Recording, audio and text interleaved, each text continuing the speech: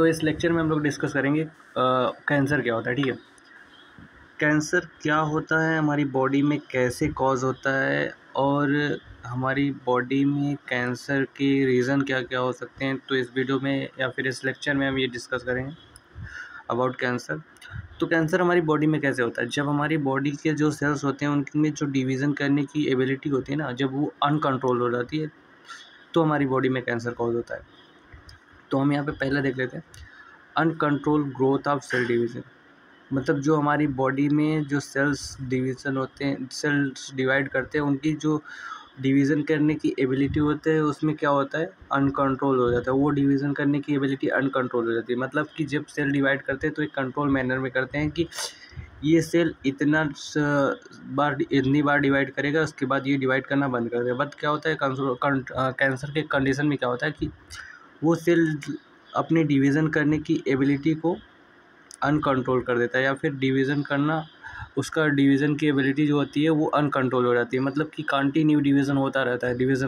तो वहाँ पे क्या होता है कि जो सेल की संख्या होती है वो बहुत ज़्यादा बढ़ जाती है। ठीक है, यहाँ पे second is loss of contact inhibition. अब यहाँ पे समझना है कि कॉन्टैक्ट इनहिबिशन होता क्या है।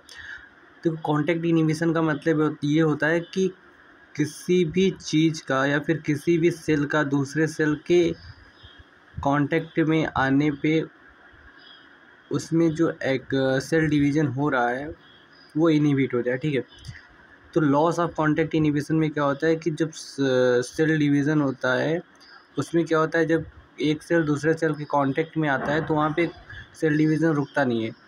बट नॉर्मल कंडीशन में क्या होता है कि एक सेल जब दूसरे सेल के कांटेक्ट में आता है तो वहाँ पे सेल डिवीज़न रुक जाता है। ठीक है, मतलब सेल डिवीज़न बंद हो जाता है।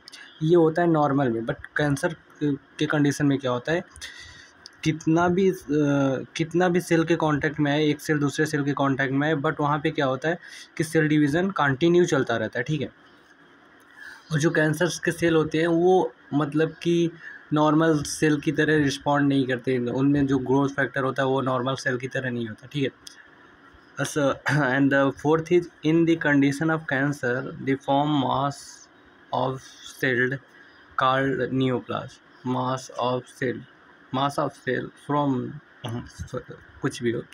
यह मतलब कैंसर के कंडीशन में क्या होता है कि जब सेल डिवीज़न होता रहता है तो क्या होगा, वहाँ पे सेल की जो नंबरिंग होगी वो इंक्रीज हो जाएगी। और जब सेल की नंबरिंग इंक्रीज हो जाएगी तो वहाँ पे क्या होगा, सेल की संख्या बहुत ज़्यादा बढ़ जाएगी। वहाँ पे सेल का मास फॉर्मेशन होगा, मतलब कि सेल का लंब फॉर्म हो जाएगा। ठीक है, तो वहाँ पे क्या होगा, कैंसर फॉर्म होगा और इसी को बोलते हैं नियोप्लाज्म या फिर ट्यूमर। इसी की वजह से ट्यूमर फॉर्म होता है। सपोज करो ये हमारी स्किन है और यहाँ पे क्या हो रहा है कि एक पार्टिकुलर प्लेस पे क्या हो रहा है कि सपोज करो ये हमारा स्किन है और यहाँ पे पार्टिकुलर प्लेस पे क्या हो रहा है कि सेल डिवीज़न हो रहा है। ठीक है, अब किसी रीज़न से क्या हो रहा है कि सेल डिवीज़न अनकंट्रोल हो जा रहा है। तो सेल डिवीज़न जब अनकंट्रोल हो जाएगा तो यहाँ पे क्या होगा कि तो सेल की नंबरिंग इंक्रीज़ हो जाएगी।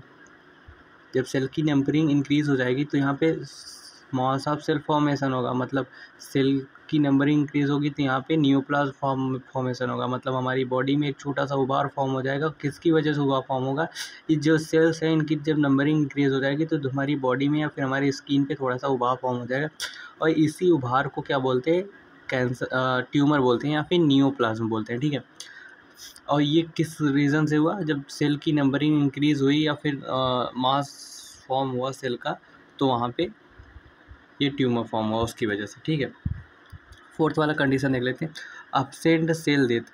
अब ये सेल डेथ क्या होता है, सेल डेथ मतलब कि नेचुरल तरीके से सेल का डेथ होना, ये सेल डेथ होता है। तो इस प्रोसेस को बोलते हैं एपोप्टोसिस। एपोप्टोसिस में क्या होता है कि एक जो सेल होता है उसकी जो डेथ होती है वो नेचुरल तरीके से होती है। ठीक है, कि जब नया सेल फॉर्म हुआ तो पुराने सेल की नेचुरल तरीके से डेथ हो गई। ठीक है, बट कैंसर के कंडीशन में क्या होता है, ये एब्सेंट होता है। मतलब कि सेल डेथ होता ही नहीं है, वहाँ पे सिर्फ सेल डिवाइड करता जाता है और डिवाइड कर जाता है और बहुत सारे सेल फॉर्म करता है। ठीक है, अब यहाँ पे ट्यूमर आया है तो ट्यूमर के बारे में देख लेते हैं।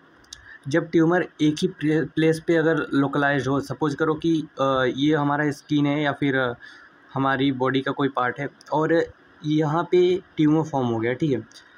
अब यहाँ पे जब ट्यूमर फॉर्म हो गया है तो ये ट्यूमर अगर एक ही प्लेस पे लोकलाइज्ड है, मतलब कि ये ट्यूमर सिर्फ यहीं पे है और ये मूव नहीं कर रहा है या फिर स्प्रेड नहीं हो रहा है हमारी बॉडी में, तो इस टाइप के ट्यूमर को बोलते हैं बिनाइन ट्यूमर, ठीक है। यहाँ पे लिखा है localised at a point called as benign tumour. जब ट्यूमर किसी एक ही पॉइंट पे लोकलाइज्ड हो, मतलब वहाँ से मूव ना करे, हमारी बॉडी में एक ही पॉइंट पे हो, वहाँ से दूसरे बॉडी पार्ट तक या फिर ऑर्गन तक ना फैले, तो वहाँ पे क्या होगा कि लोकलाइज्ड ट्यूमर होगा या फिर बिनाइन ट्यूमर होगा, ठीक है। अब सेकेंड टाइप का क्या होता है कि originate in A organ and separate others. Second वाले में क्या होता है कि सपोज करो ये हमारे एक बॉडी का कोई पार्ट है और यहाँ पे ट्यूमर फॉर्म हो गया, ठीक है। अब ये ट्यूमर इस ऑर्गन पे में ओरिजिनेट हुआ, ठीक है। अब इस ऑर्गन में जब ओरिजिनेट होने के बाद बॉडी के अदर पार्ट तक भी ये फैल गया, मतलब यहाँ हुआ कुछ दिन में बॉडी के दूसरे पार्ट में हो गया, उसके कुछ दिन बाद बॉडी के तीसरे पार्ट में हो गया, फिर बॉडी के अदर पार्ट्स में ऐसे फैलता गया, ठीक है। तो इस टाइप के ट्यूमर को बोलते हैं, इस टाइप के कैंसर को बोलते हैं मैलिग्नेंट ट्यूमर या फिर मैलिग्नेंट, ठीक है। तो ये क्या शो करता है, और ये मैलिग्नेंट जो होते हैं ना, ये मेटास्टेटिस शो करते हैं, ठीक है। अब यहाँ पे आता है एक ट्यूमर रिलीज, ठीक है। अब ये देख लेते हैं क्या होता है TAF। ये क्या होता है पता है, ये क्या होता है TAF? ये होता है ट्यूमर एंजियोजेनेसिस ग्रोथ फैक्टर, ठीक है। सपोज करो ये कैंसरस सेल हैं, ठीक है। अब ये कैंसरस सेल क्या रिलीज़ करते हैं, ये कैंसरस सेल रिलीज़ करते हैं TAF, ठीक है। अब ये TAF क्या होगा, ये ब्लड वेसल्स फॉर्म करेंगे अराउंड द कैंसरस सेल। अब ये हमारा कैंसरस सेल है, अब इसके चारों तरफ ये ब्लड वेसल्स फॉर्म करेंगे, ठीक है। इसके चारों तरफ ये ब्लड वेसल्स फॉर्म करेंगे और ये ब्लड वेसल्स फॉर्म हो जाएगा तो कैंसरस सेल इसी ब्लड के थ्रू न्यूट्रिएंट लेगा, ठीक है। तो ये ब्लड वेसल्स क्या करते हैं, कैंसरस सेल को न्यूट्रिएंट सप्लाई करते हैं, ठीक है। और ये ब्लड वेसल्स फॉर्म किसके द्वारा फॉर्म किए जाते हैं, कैंसरस सेल के द्वारा फॉर्म किए जाते हैं। जो कौन सा फैक्टर होता है, ट्यूमर एंजियोजेनेसिस ग्रोथ फैक्टर होता है, ठीक है। देख लो ये tumour angiogenesis growth factor help in the formation of blood vessels which help in the growth and supply nutrients. ये क्या करता है, कैंसरस सेल को ग्रोथ और न्यूट्रिएंट सप्लाई करने में हेल्प करता है, ठीक है। अब आता है रीज़न ऑफ कैंसर के रीज़न क्या क्या हो सकते हैं। तो जिसपे पहला है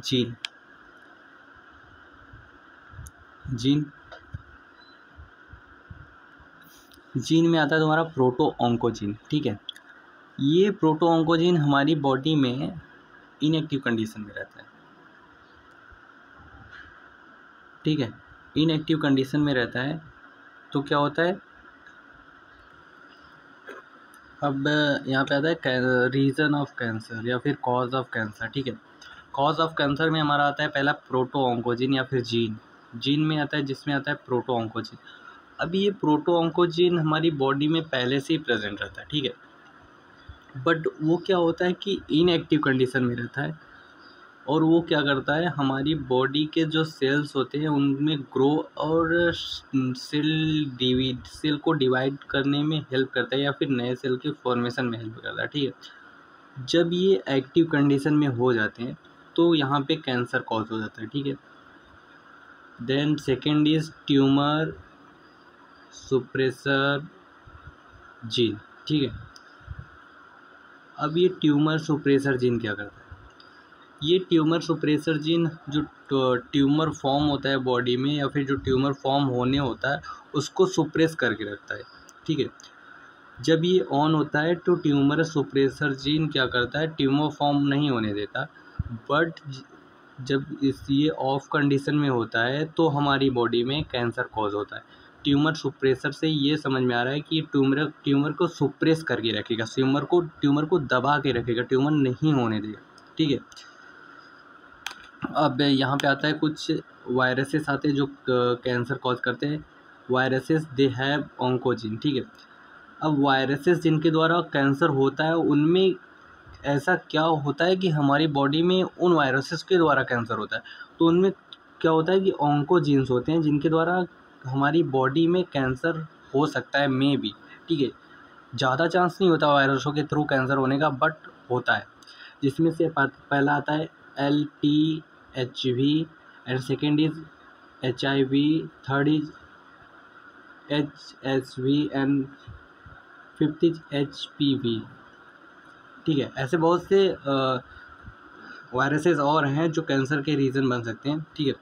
and third is physical agent जिसके द्वारा कैंसर होता है, जिसमें तंबाकू है, इसके बाद पान है और कांगड़ी। ये कांगड़ी क्या होता है? कांगड़ी ये होता है कि जैसे कश्मीर के लोग हैं, वहाँ पे क्या होता है, टेम्परेचर बहुत कम होता है, तो वहाँ के लोग एक स्पेशल टाइप के कपड़े पहनते हैं, ठीक है, जिनमें क्या होता है, टेम्परेचर बहुत ज़्यादा होता है, ठीक है। अब वो टेम्परेचर उनके बॉडी के जो सेल होते हैं ना, उनको डैमेज करते हैं, और जब सेल डैमेज होता है तो कहीं ना कहीं वो भी कैंसर का एक रीज़न बनता है, कैंसर का एक कारण बनता है, ठीक है। इसलिए यहाँ पे कांगड़ी भी बोला गया है, ठीक है। अब आता है केमिकल जिनके थ्रू कैंसर होता है, जिसमें होता है कोल तार होता है, कैडमियम ऑक्साइड होता है। फिर रेडिएशन के भी थ्रू थ्रू कैंसर होता है, जिसमें आता है ionising X ray, gamma ray, non ionising UV ray, ठीक है। इनके थ्रू कैंसर होता है। ये था हमारा कॉज ऑफ कैंसर। अब कुछ टाइप्स ऑफ कैंसर देख लेते हैं, जिसमें था कार्सिनोमा। कार्सिनोमा जो होता है ये एक टाइप का कैंसर होता है, जिसमें क्या होता है कि डिस्कस कर रहे थे कार्सिनोमा, ठीक है। ये कार्सिनोमा ना एक टाइप्स का कैंसर होता है, ठीक है। ये कैंसर एपिथेलियल टिश्यूज़ में होता है, ठीक है। तो नॉर्मल सी बात है, सिर्फ आपको ये याद रखना है कि कार्सिनोमा जो कैंसर होता है वो किस टिश्यूज़ में होता है, तो ये एपिथेलियल टिश्यूज़ में होता है, ठीक है। And the second is sarcoma. The second is sarcoma. ये सार्कोमा जो होता है ये भी टाइप्स का टिश्यू कैंसर होता है, जिसमें क्या होता है कि ये मेसोडर्म्स में होता है और मसल्स में होता है, ठीक है। एंड ग्लाइकोमा हो गया, ल्यूकेमिया हो गया, ये कुछ कैंसर के टाइप हैं, ठीक है। अब डिटेक्शन ऑफ कैंसर थोड़ा सा देख लेते हैं। यहाँ पे डिटेक्शन ऑफ कैंसर में पहला है कैंसर को कैसे डिटेक्ट करते हैं। इसमें पहला है कि बायोप्सी एक प्रोसेस होता है, जिसमें कैंसर जो डिटेक्शन का प्रोसेस होता है, इसमें क्या होता है कि देखते हैं बॉडी में जहाँ पे ट्यूमर फॉर्म होता है, तो वहाँ पे क्या होता है कि वहाँ से थोड़ा सा सेल्स लेके उसकी बायोप्सी की जाती है, ठीक है, और पता लगाया जाता है कि वहाँ पे कैंसर है कि नहीं।